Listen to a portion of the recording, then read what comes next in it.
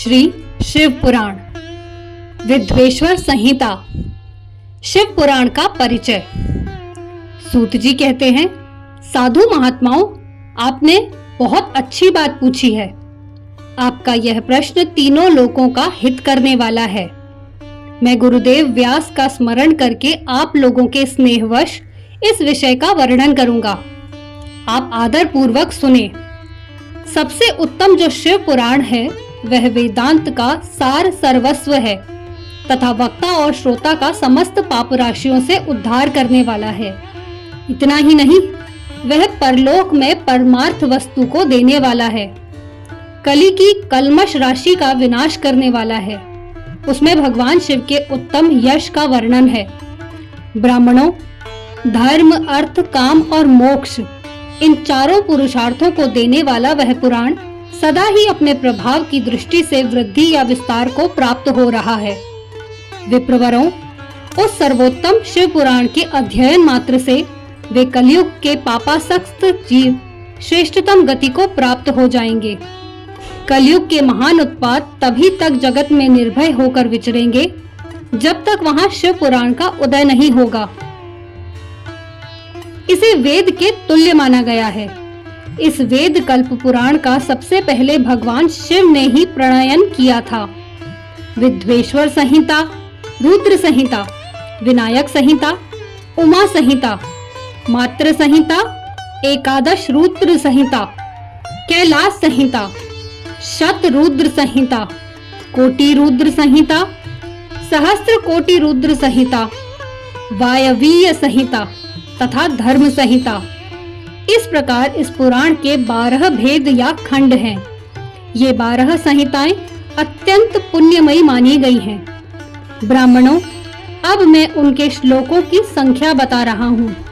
आप लोग वह सब आदर पूर्वक सुने। विद्वेश्वर संहिता में 10,000 श्लोक हैं। रुद्र संहिता, विनायक संहिता, उमा संहिता और मात्र संहिता, इनमें से प्रत्येक में 8-8 हजार श्लोक हैं। ब्राह्मणों, एकादश रुद्र संहिता में 13,000, कैलाश संहिता में 6,000, शत्र रुद्र संहिता में 3,000, कोटि रुद्र संहिता में 9,000, सहस्त्र कोटि रुद्र संहिता में 11,000, वायवीय संहिता में 4,000 तथा धर्म संहिता में 12,000 श्लोक हैं। इस प्रकार मूल शिव पुराण की श्लोक संख्या 1,00,000 है, परंतु व्यास जी ने उसे 24,000 श्लोकों में संक्षिप्त कर दिया है। पुराणों की क्रम संख्या के विचार से इस शिव पुराण का स्थान चौथा है। इसमें 7 संहिताएं हैं।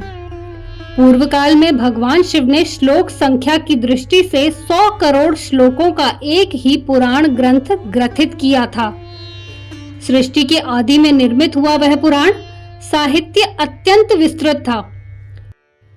फिर द्वापर आदि युगों में द्वैपायन आदि महर्षियों ने जब पुराण का 18 भागों में विभाजन कर दिया, उस समय संपूर्ण पुराणों का संक्षिप्त स्वरूप केवल 4,00,000 श्लोक का रह गया। उस समय उन्होंने शिव पुराण का 24,000 श्लोकों में प्रतिपादन किया। यही इसके श्लोकों की संख्या है।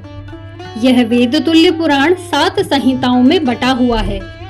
इसकी पहली संहिता का नाम विद्वेश्वर संहिता है। दूसरी रुद्र संहिता समझनी चाहिए। तीसरी का नाम शत रुद्र संहिता, चौथी का कोटि रुद्र संहिता, पांचवी का उमा संहिता, छठी का कैलाश संहिता और 7वीं का नाम वायवीय संहिता है। इस प्रकार ये 7 संहिताएं मानी गई हैं।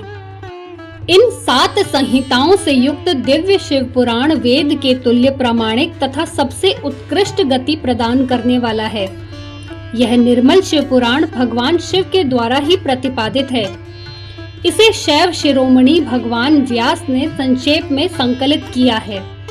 यह समस्त जीव समुदाय के लिए उपकारक, त्रिविध तापों का नाश करने वाला, तुलना रहित एवं सत्पुरुषों को कल्याण प्रदान करने वाला है।